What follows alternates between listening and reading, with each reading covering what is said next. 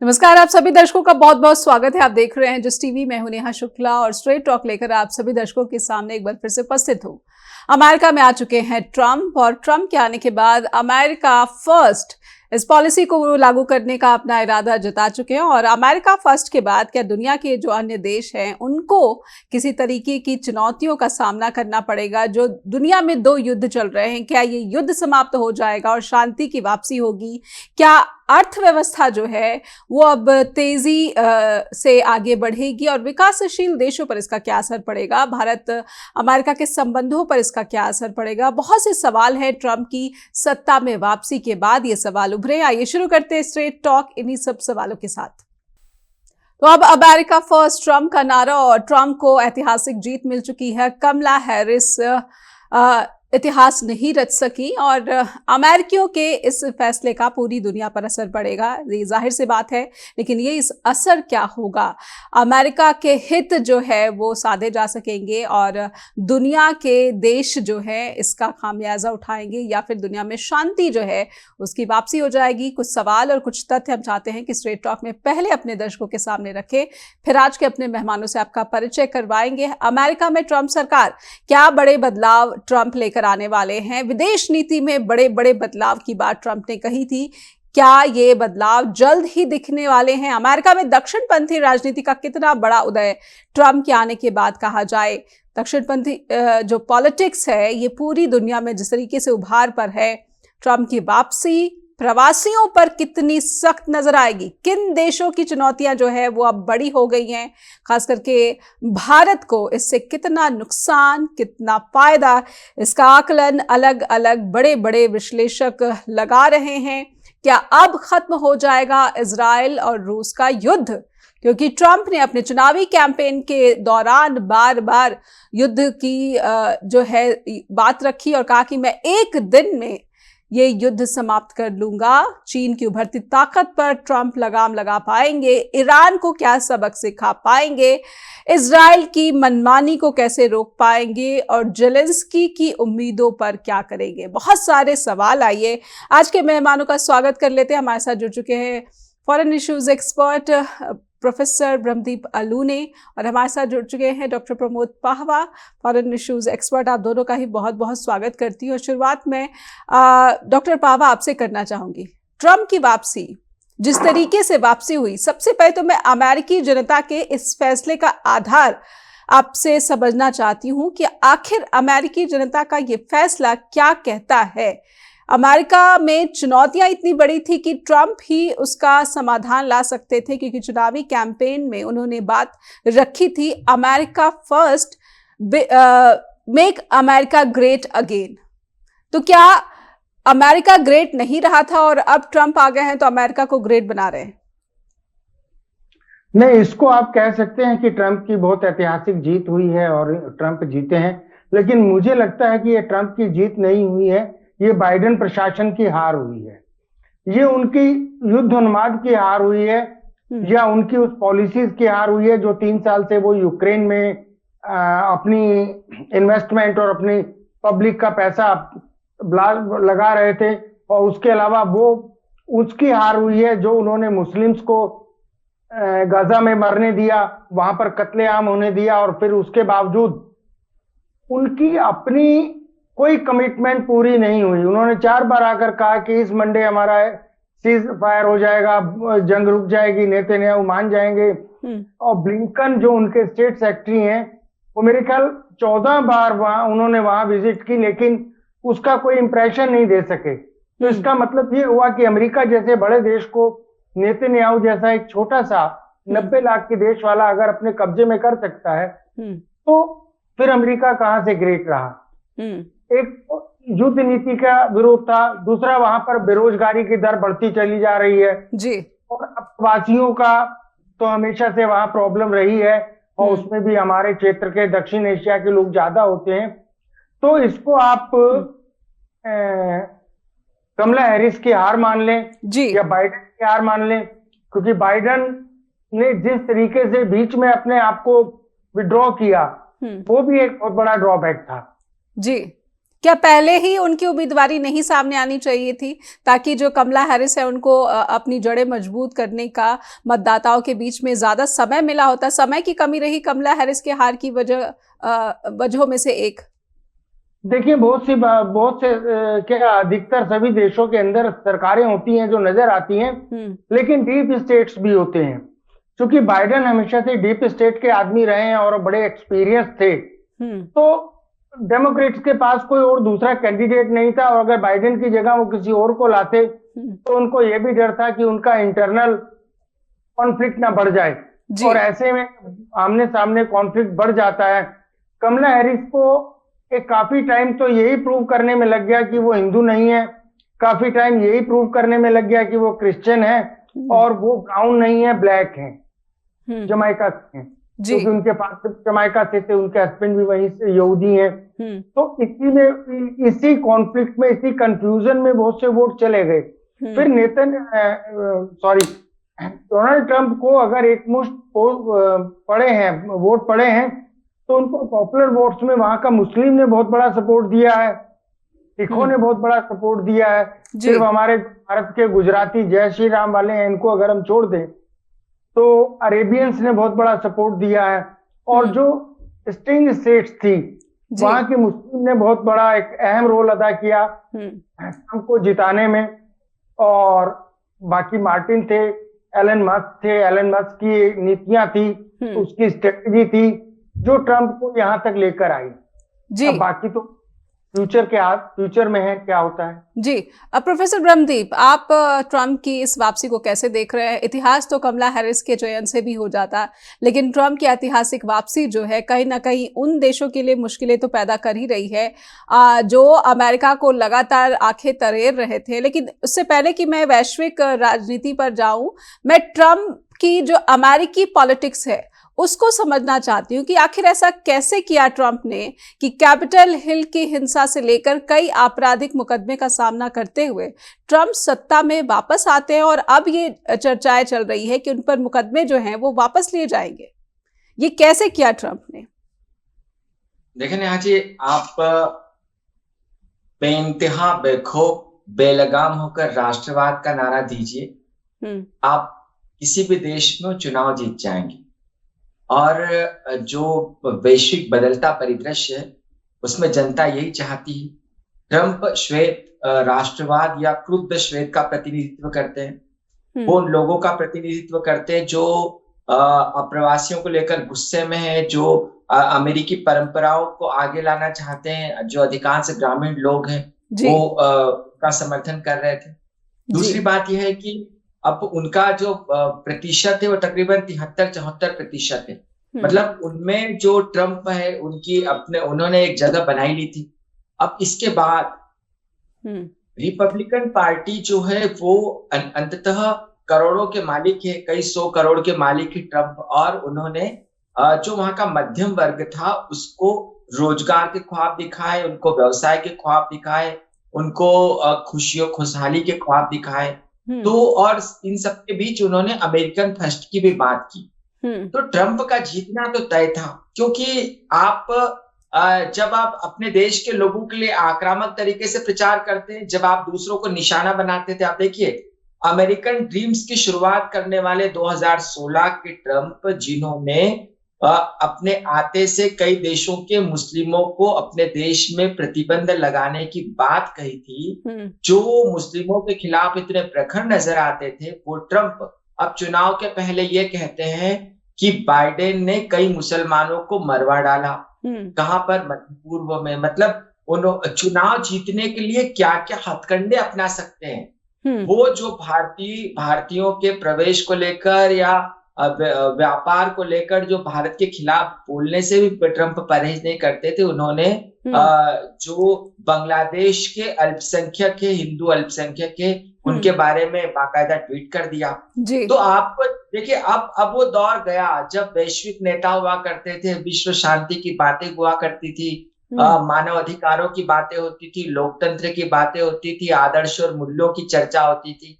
अब आज के जो राजनेता हैं जो अपने देश के राष्ट्राध्यक्ष बनना चाहते हैं, जी। वो किसी भी कीमत पर चुनाव जीतना चाहते हैं। उनको किसी भी आलोचना करने से परहेज नहीं होता है। जी। वो आक्रामक तरीके से राष्ट्रवाद को उभारते हैं और दुनिया इसको स्वीकार करती है। अब दुनिया किसी भी राष्ट्राध्यक्ष को स्वीकार कर लेना चाहती है, उस राष्ट्राध्यक्ष से अच्छे संबंध बनाना चाहती है। दुनिया को इससे कोई सरोकार नहीं है कि उसकी नीतियां क्या है और वह किन मुद्दों पर राष्ट्र का प्रमुख बना हुआ है। तो ट्रंप ने देखिए लोकतंत्र की हत्या की, लोगों को उन्होंने भड़काया, उन्होंने अमेरिकन लोकतंत्र को कलंकित किया, लेकिन वे चूंकि श्वेत जो क्रुद्ध राष्ट्रवादी है उनका प्रतिनिधित्व करते हैं, वे आक्रामक होकर बातें करते हैं। इसके लिए लोगों ने उनको मत दिया, फूंक दिया और इस प्रकार से जो कमला हैरिस का एक उदारवादी जो चेहरा था वो कभी चुना जाना ही नहीं था, क्योंकि अमेरिकन का अभी कुछ ऐसा नजरिया लग नहीं रहा था जिस प्रकार से दुनिया भर में माहौल बनाया गया। क्योंकि अंततः कमला हैरिस जो है दक्षिण एशिया के कुछ लोग पसंद कर सकते हैं, लैटिन अमेरिका के कर सकते हैं, लेकिन जो अमेरिकन था और खासकर श्वेत अमेरिकन थे, उनकी पसंद जो थे वो ट्रंप थे। और ये इलेक्शन जो है रेसिज्म के से भी कनेक्टेड दिख रहा है।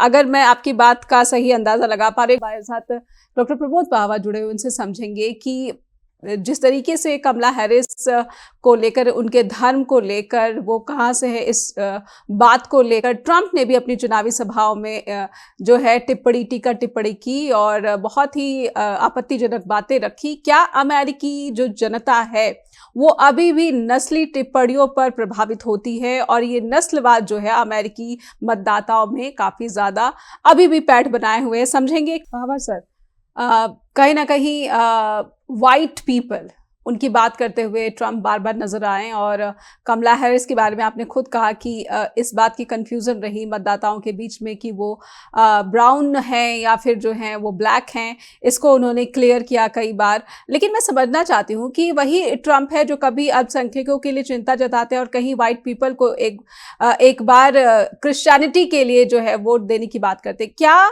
अमेरिकी मतदाता इन तमाम विरोधाभास के बावजूद अपनी समस्या, चाहे वो बाढ़ की समस्या रही हो, प्रवासियों से संबंधित समस्या रही हो, महंगाई की समस्या रही हो, बेरोजगारी की समस्या रही हो, क्या ये आगे रहा और ये तमाम जो बातें हैं ये पीछे रह गई?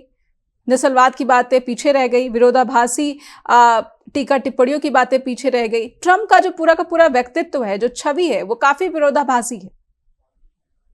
देखें, ऐसा है कि जब से इंसान समाज में रहना या सामाजिक हुआ है वो तब से वो बटा हुआ है।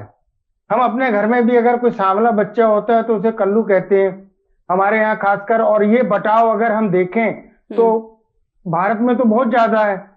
हम साउथ इंडियंस को कोई भी हो उसे मद्रासी कहते हैं, नॉर्थ ईस्ट वाले को हम चीनी बोलते हैं जी।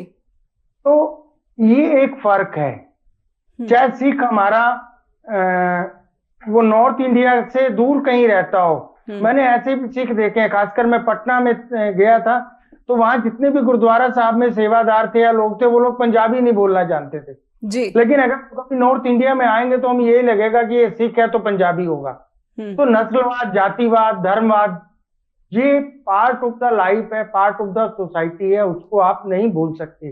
बाकी जिस तरीके से अभी कॉलोनी साहब ने बोला, इट्स फैक्ट, ये एक परसेप्शन है, पब्लिक परसेप्शन है जो इलेक्शन के लिए बनाया जाता है जी। हमारे प्रधानमंत्री जी ने जितना मुस्लिम समुदाय के हित के लिए किया है, मेरे ख्याल किसी और प्रधानमंत्री ने पता नहीं किया हो या नहीं किया हो, लेकिन वो चुनावी रैली में जाते हैं तो वो यही धमकी देते हैं कि तुम्हारी बेटी उठा के ले जाएंगे, तुम्हारी भैंस छीन लेंगे, तुम्हारा मंगलसूत्र उतार लेंगे। तो पब्लिक रैलीज की और पॉलिटिकल भाषणों की बात को क्या इसका मतलब क्या ये दर्शकों को ये अंदाजा इसका लगना चाहिए कि क्या ट्रंप जो कहते हैं उसका पॉलिसीज पे कोई असर नहीं होगा? यानी कि ट्रंप की जो पॉलिसीज होंगी वो बिल्कुल डिफरेंट होगी, उनके बयानों से बिल्कुल अलग होंगी। नहीं, अब अगर उन्होंने कमला हैरिस के ऊपर ब्राउन या ब्लैक होने का एलिगेशन लगाया है या उनके ऊपर कोई निजी टिप्पणियां की हैं या बाइडेन को लेकर उनके बुढ़ापे को लेकर मजाक उड़ाया है, तो इसका पॉलिसी से कोई कंसर्न नहीं है। पॉलिसीज में उन्होंने 3 मुख्य बातें की हैं, मेन चीजें की हैं। एक तो उन्होंने कहा है कि मैं आई एम एंटी वार। दूसरा उन्होंने कहा है इमिग्रेशन को रोकने, इलीगल इमिग्रेशन को रोकने के लिए। तीसरा उन्होंने कहा है कि मैं अपने यहाँ मैक्सिमम रोजगार दूंगा, प्लस मैं अपने यहाँ इंडस्ट्रीज लगाऊंगा और फाइनेंशियली डेवलप करूंगा। अगर फाइनेंशियली जो बैकवर्ड हो रहा है अमेरिका, क्योंकि अमेरिका के ऊपर एक बहुत बड़ा थ्रेट है ब्रिक्स का और ब्रिक्स करेंसी का, डी-डॉलराइजेशन का, तो उसका भी कोई ना कोई सॉल्यूशन उन्होंने निकालना है।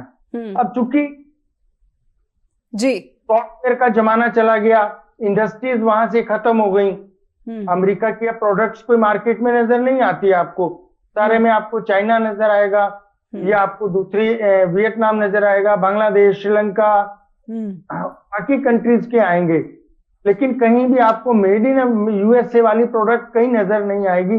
वो महंगी थी, तो वो सबको बैलेंस करने के लिए भी वो एक पॉलिसी बनाएंगे और उस पॉलिसी के लिए जरूरी है कि जो पैसा वो हथियारों पर खर्च करा रहे हैं या युद्धों में खर्च कर रहे हैं उस पैसे को वो डेवलपमेंट में लगाएं, इंडस्ट्री में लगाएं। और वही बात है, बनिया बनी का नहीं तो टनी का। वो व्यापारी आदमी है तो वो अपने व्यापार को पहले देखेंगे। और ये सब पुरानी बातें हो गई, कमला हैरिस के ऊपर जो एलिगेशन या जो बाइडेन की मजाक उड़ाना, हाँ एक जरूर अप्रिशिएबल बात है ट्रंप के ऊपर, ट्रंप के बारे में, कि वो जब भी बोलते हैं दिल खोल के, दिल से बात करते हैं और खुली बात करते हैं, वो घुमा के कोई डिप्लोमेटिक बात नहीं करते, दाएं की बात नहीं करते। बिल्कुल। प्रोफेसर ब्रह्मदीप अलूने, कहीं ना कहीं ट्रंप के आने से जो वहाँ पर बेरोजगारी की बात है, महंगाई की बात है, अमेरिकी जनता को काफ़ी उम्मीदें हैं, लेकिन ये महंगाई और बेरोजगारी, अगर मैं जो बाइडेन के प्रशासन को भी याद करूं तो मंदी के दौर में भी बैंकों के आर्थिक दिवालिये को जिस तरीके से बाइडेन प्रशासन ने हैंडल किया, उनकी काफ़ी तारीफ की गई थी। किस तरह से अमेरिका ने जो है अपनी अर्थव्यवस्था को बचा लिया, बजाय इसके कि वो युद्ध का भी सामना कर रहा है और कहीं ना कहीं नेटो जो देश है, जो संगठन है, उसको भी एकजुट कर पाए बाइडेन।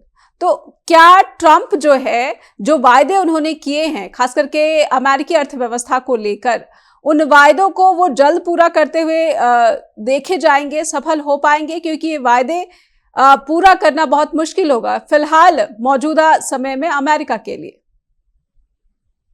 लेकिन जी, जो अमेरिकन राष्ट्रपति अभी तक जो भी बने, उनकी वैश्विक दृष्टि रहेगी। उनका यूरोप को लेकर नजरिया सामने आता है, एशिया को लेकर आता है, वो पूरी दुनिया में बात करते हैं, वो मदद देते हैं। ये सारा जो अमेरिका न केवल एक महाशक्तिशाली राष्ट्र है, लेकिन उसकी नीतियों में भी बहुत जो उसकी अंतर्राष्ट्रीय नीतियां उसमें प्रतिबिंबित भी होता है, उसकी चिंताएं या उसके राष्ट्रीय प्रतिबिंबित होते हैं। लेकिन आप जब ट्रंप की बात करते हैं तो ट्रंप जो है वो अमेरिकन को पहले देखते हैं, उनको विश्व से ज्यादा सरोकार नहीं है, वो बहुत स्पष्ट कह चुके हैं कई मौकों पर। अब देखिए अमेरिका मतलब ट्रंप कितने स्पष्ट है इस मामले को लेकर कि उन्होंने बहुत पहले कहा था कि G7 में भारत को होना चाहिए, क्योंकि ट्रंप को लगता है कि G7 में जो अर्थव्यवस्था के आधार पर शामिल राष्ट्र थे वो G20 से पीछे छूट जाएंगे। तो उन्होंने कई सालों पहले भारत की बात कही कि भारत को G7 में शामिल होना चाहिए, और आने वाले समय में भारत की अर्थव्यवस्था कई देशों को G7 के देशों से आगे निकल भी गई। मतलब बहुत ही लॉजिक सोच है। और दूसरी बात यह है कि वो अपने अमेरिकन जो डॉलर है उसको कैसे सहूलियत से रखे। तो वो जेलेंस्की के बारे में कह चुके हैं कि जेलेंस्की बहुत बड़े व्यापारी हैं, वो कभी भी अमेरिका आते हैं और करोड़ों डॉलर लेके चले जाते हैं। मतलब बहुत स्पष्ट नजरिया है कि अब यूक्रेन को हम इतनी मदद क्यों दे। तीसरी बात यह कि वो मध्य पूर्व को लेकर भी बहुत स्पष्ट होते हैं कि जहां पर भी युद्ध चल रहे हैं तो वो हथियारों को बेचने से मना नहीं करेंगे, लेकिन वो मदद देने के नाम पर, विकास के नाम पर जो मदद दी जाती, जैसे पाकिस्तान जैसे देशों को दी जाती, तो वो मना कर चुके हैं। तो जब आप जो दुनिया भर में जो अरबों डॉलर देते हैं, डेवलपमेंट के लिए देते हैं, अपने हितों के लिए देते हैं, उस डॉलर का उपयोग यदि आप अपने राष्ट्र के लिए करेंगे तो मुझे नहीं लगता कि वो अपनी अर्थव्यवस्था को उबार नहीं पाएंगे। और जिसके बारे में पहवा से जिक्र भी कर रहे थे, जब वो आयात और निर्यात जो उसको संतुलित करना चाहते तो उन्होंने टैरिफ को लेकर बहुत स्पष्ट भारत और चीन को आड़े हाथों ले लिया है। मतलब वो अमेरिकन हित को, और देखिए एक बात और यहाँ पर मैं कहना चाहूंगा नेहा जी कि अमेरिकन के बारे में कहा जाता है कि वो 3 साल तो उनके स्लीप ईयर होते हैं, लेकिन चुनावी साल में वो जाग जाते हैं। तो ट्रंप ने इस साल लोगों को जगाया, खूब जगाया, और उनको बहुत स्पष्ट कर दिया कि अब दुनिया की चिंता नहीं करेंगे, हम अमेरिकन की चिंता करेंगे। तो मुझे लगता है कि ट्रंप जब अमेरिकन की बात करते हैं, और फिर वो जो है रियल एस्टेट के बहुत बड़े बिजनेसमैन है, रियल एस्टेट जो है उसका बड़ा व्यापार है, तो मुझे लगता है कि आने वाले समय में जो ट्रंप है वो अपने देश के लोगों की समस्याओं को काफी हद तक जो है मतलब समस्या खत्म करने में कामयाब हो जाएंगे। लेकिन यहाँ पर बस एक बात है कि क्या दुनिया की समस्याओं को वो बने रहने देंगे, बढ़ा देंगे, या उनको भी खत्म कर देंगे? तो ये संतुलन ट्रंप कैसे स्थापित कर सकते, मतलब एक राजनयिक और एक व्यवसायी में उस संतुलन कैसा स्थापित करेंगे? इसलिए बड़ा सवाल है कि क्या ये व्यवसायी जो है वो दुनिया के 2 युद्ध रुकवा पाएगा, जिस बात का दावा वो चुनावी प्रचार में करते रहे थे। उस दावे को भी समझने की कोशिश करेंगे, जिसे ट्रंप ने अपने चुनावी सभाओं में कहा कि मैं 1 दिन में जो है इजराइल और यूक्रेन का युद्ध रुकवा सकता हूं। इस कैपेबिलिटी को भी अब दुनिया भर के लोग जो शांति प्रिय हैं वो अब अपेक्षा लगा रहे हैं, कर रहे हैं ट्रंप से। बाबा सर, ब्रह्मदीप की बात से ये स्पष्ट हो रहा है कि जेलेंस्की के लिए मुश्किल भरे दिन आ रहे हैं और भारत को फायदा।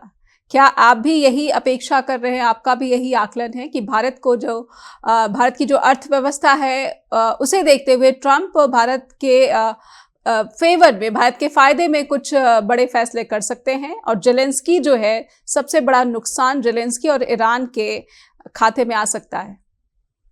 नहीं, ईरान को तो फायदा होगा, जेलेंस्की को नुकसान क्या होना है, वो तो ऑलरेडी खत्म हो चुका है। सिर्फ वो ब्लैकमेलिंग कर रहा है और पैसे ठग रहा है, इसके बारे में पूरी दुनिया जानती है। तो यूक्रेन का युद्ध तो अमेरिका 1 साल पहले हार चुका है, उसके लिए कोई डिस्कशन करना या कोई भी बात करने का कोई यूज नहीं है। और जहां तक बात है, देखिए ट्रंप के पीछे, no doubt about it, Trump is the hardest bargainer, और बार्गेनिंग पावर उनकी बहुत अच्छी है। और लेकिन उनके पीछे जो लोग हैं, उनके पीछे मेन मार्टिन है और एलन मस्क है। एलन मस्क का चीन और रशिया के साथ बहुत अच्छा संबंध है, वहां उसके स्टेक लगे हुए हैं, वहां उसका इंडस्ट्रीज हैं, उसका निवेश भी लगा हुआ है। तो वो अपने देश को खराब नहीं करना चाहेगा, वो चाहेगा कि उसको डेवलप हो और बचे। और उस निवेश को बचाने के लिए वो रशिया के साथ कोई भी दुश्मनी ट्रंप को नहीं लेने देगा, क्योंकि ट्रंप ने कल भी इस चीज को कहा है कि Musk is the greatest planner of the world. और दूसरी बात, जहां तक हमारे को ट्रंप जब अपने पहले दौर में थे, तो तब इनके पास इंडिया को ब्लैकमेल करने के लिए कुछ भी नहीं था, इंडिया के ऊपर दबाव डालने के लिए कुछ भी नहीं था। लेकिन तब भी ये हमसे काम कासा की संधि कर गए, बीका की संधि कर गए, और अमेरिका के हित में बहुत कुछ समझौते कराकर ले गए। चाहे उसके इन्होंने हमको बेवकूफ बनाया या हमें इमोशनली ब्लैकमेल किया, जैसा भी किया। और आज की डेट में तो इनके पास गवर्नमेंट ऑफ इंडिया के अगेंस्ट बहुत कुछ है दबाव देने के लिए। आपको याद होगा कि टर्की में एक सऊदी जर्नलिस्ट का मर्डर हो गया था, खागान अगोशी का। उस खागान अगोशी के मर्डर को लेकर ट्रंप ने कितनी बार मोहम्मद बिन सलमान को ब्लैकमेल किया, और एक बार तो उनसे 110 बिलियन का वो डील भी लेकर आए। हथियार बेचना एक अलग बात है, और जहां तक मदद वाली बात है तो घूम फिर के वो मदद वापिस इन्हीं के पास चली जाती है, वो कहीं नहीं जाती। कहते हैं कि जितने मिलिट्री कॉम्प्लेक्स हैं ये डबल कमाई करते हैं, पहले ये कमाते हैं डिस्ट्रॉय करके, हथियार बेचकर, और उसके बाद ये कमाते हैं उसी डिस्ट्रॉय की हुई कंट्री को डेवलप करने के बाद। तो घूम फिरकर इन्हीं के पास आ जाता है। और जहां तक इंडिया के कंसर्न में बात है, तो मुझे नहीं लगता कि इंडिया को कोई बहुत ज्यादा बेनिफिट होने वाला है। हाँ, कोई नुकसान हो जाए वो एक अलग बात है। इंडिया अब अमेरिका के लिए रिलीवेंट नहीं रहा। उसका रीजन ये है कि जब तक बाइडेन प्रशासन था या इसका फर्स्ट टेन्योर था ट्रंप का, तब तक ये लोग चाइना को कंटेन करना चाहते थे, और वो चाइना को कंटेन करने के लिए इनकी पॉलिसी थी कि इंडिया को आगे कर लिया जाए, और दोनों के बीच में इंडिया को यूक्रेन बना दिया जाए और चाइना को रशिया बना दिया जाए, उसके बाद प्रतिबंध लग जाए। लेकिन हम उस स्थिति से बाहर निकल गए। आज अगर चाइना के साथ अमेरिका अपनी दोस्ती बढ़ाता है, अपने संबंध बढ़ाता है, तो हमारा कोई रेलिवेंसी नहीं रहती है। और अगर हम रेलिवेंट नहीं रहते तो कोई कंसर्न नहीं होता। और जहां तक टैरिफ बढ़ाने की बात है, तो हमारे पास एक्सपोर्ट करने के लिए है ही क्या? कॉटेज इंडस्ट्रीज हमने खत्म कर दी, एमएसएमई हमने खत्म कर दी, बड़ा कोई उद्योग हम बनाते नहीं है जी। तो ऐसे में हम क्या भेजेंगे? गारमेंट्स हम बेचते थे, लेदर बेचते थे जी।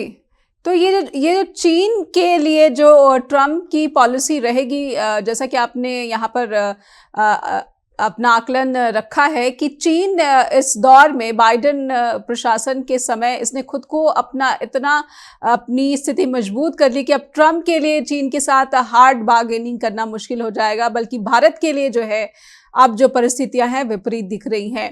प्रोफेसर ब्रह्मदीप अलूने, क्या आप भी यही इस बात से इत्तेफाक रखेंगे? आप भी सहमत हैं प्रमोद पावा जी की बात से कि भारत के लिए बार्गेन करना बड़ा मुश्किल हो जाएगा, क्योंकि अब स्थितियां वो नहीं रही जो ट्रम्प के पहले कार्यकाल में थी? देखिए, ट्रम्प जो है नेहा जी बहुत अविश्वसनीय पर्सन है। वो क्या करेंगे इसके बारे में बिल्कुल अंदाजा नहीं लगाया जा सकता, क्योंकि वो किम जोंग से मिल सकते हैं, वो पुतिन से मिलने की बात करते हैं, वो जेलेंस्की से मिलने की बात करते हैं। कल वो कह देंगे कि मैं ईरान में जाके उदारवादी नेताओं से मिलूंगा।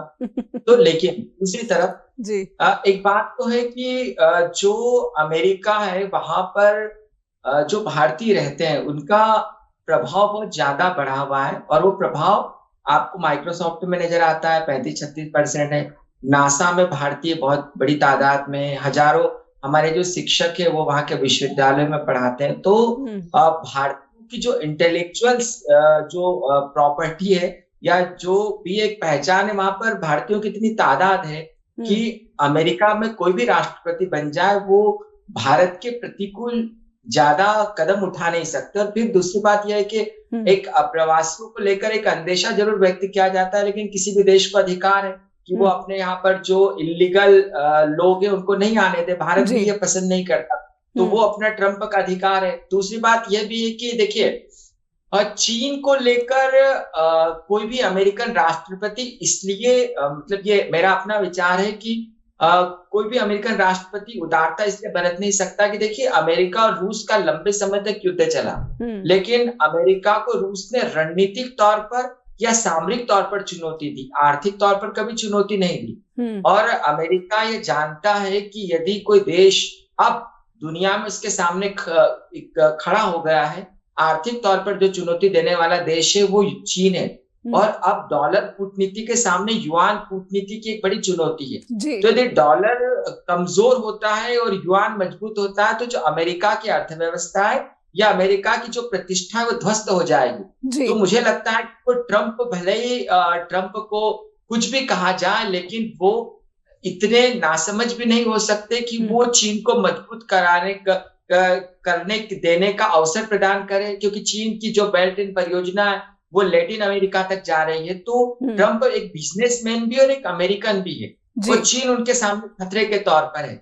तो ऐसे में एक जो हिंद प्रशांत जो रणनीति जिसके केंद्र में भारत है, जिसको बराक ओबामा ने शुरू किया था, बाइडेन ने उसका महत्व समझा, और जो ट्रम्प है वो भी महत्व समझेंगे। दूसरी बात यह भी कि जो पाकिस्तान और चाइना को लेकर जो रणनीति है अमेरिका की, या जो चुनौती है खासकर मदद को लेकर, तो बड़े मुखर रहते हैं ट्रम्प, और भारत ऐसी कोई मदद चाहता नहीं है अमेरिका से। तो तमाम विरोधाभास के बावजूद, और एक बात और यहाँ पर मैं कहूंगा कि बाइडेन जैसे जो लोग हैं मानवाधिकारों को लेकर भारत की आलोचना कर देते थे, कनाडा के साथ खड़े हो जाते थे, लेकिन ट्रम्प का तो मानवाधिकारों से कोई सरोकार ही नहीं है। दूसरी बात यह है कि अमेरिका को जो एक शंका रही है कि भारत और रूस के संबंध, तो अब तो ट्रम्प और पुतिन के संबंध है, तो भारत की जो नियंत्रण और संतुलन की नीति है, मुझे लगता है इस दौर में वो सही फलीभूत होती हुई नजर आ रही है। क्योंकि जब आप कोई विरोध नहीं करेंगे, बस एक संशय हो सकता है इस मसले को लेकर कि ईरान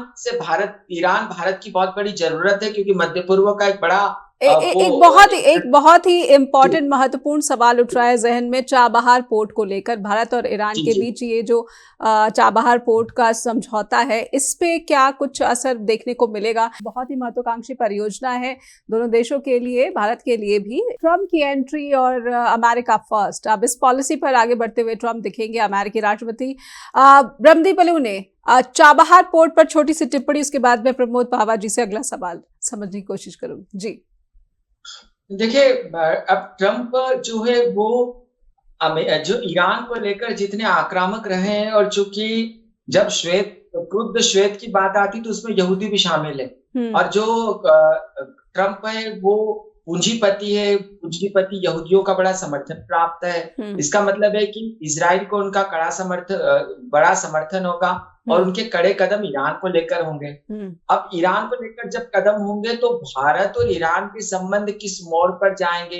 क्या चाबहार प्रोजेक्ट जो है उसका फायदा उठा पाएगा भारत? तो भारत के लिए चाबहार पोर्ट को लेकर या ईरान से संबंधों को बनाए रखने को लेकर अब बड़ी चुनौती का सामना करना पड़ सकता है। और इस मामले को लेकर जो कि जैसा ट्रम्प का स्वभाव है, वो खुले तौर पर यदि आलोचना कर देते हैं इस मामले को लेकर भारत की, तो इसके जो वैश्विक परिदृश्य में इसके बहुत ही नकारात्मक प्रभाव पड़ सकते हैं। अब देखने वाली बात होगी कि ट्रम्प और मोदी, प्रधानमंत्री मोदी जो है, दोनों मिलकर ईरान के संबंधों को कैसे हैंडल करते हैं। जी, प्रमोद पावा, चाबहार पोर्ट पर आपकी भी छोटी सी टिप्पणी मैं समझना चाहूंगी। क्या भारत के लिए मुश्किल हो जाएगा ईरान के साथ जो संबंध सुधारने की कोशिश हमने देखी है, उन कोशिशों को थोड़ा सा विराम लगेगा, या फिर जिस तेजी से आगे बढ़ रहे हैं प्रधानमंत्री नरेंद्र मोदी या फिर विदेश मंत्री जयशंकर, वो बढ़ते रहेंगे?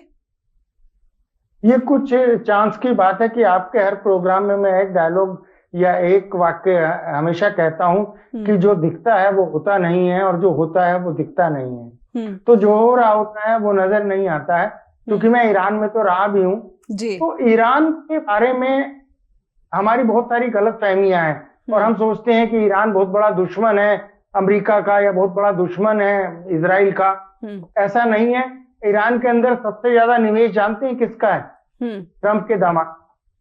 और जो चाबहार वाला प्रोजेक्ट था, जब हमने शुरू किया था इनिशियल स्टेज में, तब हमारी प्लानिंग और थी, तब हमारी प्लानिंग थी कि हम सीपेक के अंदर भी अपना हिस्सा बना लेंगे चाइना के साथ मिलकर, और हमारे पीओके से हम डायरेक्ट उसको सड़क से लिंक करके जो पाकिस्तान थ्रू सीपेक जा रही है वहां से हम ग्वादर जाएंगे, क्योंकि चाबहार का बंदरगाह डीप नहीं है, वहां बड़े वाले वेसल नहीं रुक सकते, जबकि ग्वादर का बंदरगाह डीप है। तो हम चाह रहे थे कि ग्वादर और चाबहार इस सबको मिलाकर भारत, चीन, पाकिस्तान, रूस, ये एक हमारा दक्षिण एशिया का सार्क का एक ऐसा समूह बन जाएगा जो बिजनेस में एक दूसरे को कोऑपरेट करेंगे और अब आगे प्रोग्रेस भी करेंगे। अगर हम by road via Iran, Europe और टर्की तक अपना माल भेजना चाहें तो बहुत शॉर्ट पड़ता है और बहुत कम टाइम में आ जाता है। अगर हम बाई रोड ईरान से तेल मंगाते हैं तो शायद हमें दुनिया का सबसे सस्ता तेल मिलता है जी।